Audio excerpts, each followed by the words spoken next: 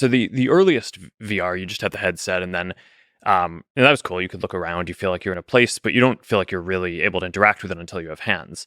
And then there was this big question where once you got hands, what's the right way to represent them? And initially, all of our assumptions was, okay, when I look down and see my hands in the physical world, I see an arm, and it's going to be super weird if you see, just your hand. Um, but it turned out to not be the case because there's this issue with your arms, which is like, what's your elbow angle? And if the elbow angle that we're kind of interpolating based on where your hand is and where your headset is actually isn't accurate, it creates this very uncomfortable feeling where it's like, oh, like my arm is actually out like this, but it's like showing it in here. And that actually broke the feeling of presence a lot more. Whereas it turns out that if you just show the hands and you don't show the arms, it actually is fine for people. So I think that there's a bunch of these interesting psychological cues where it'll be more about getting the right details right.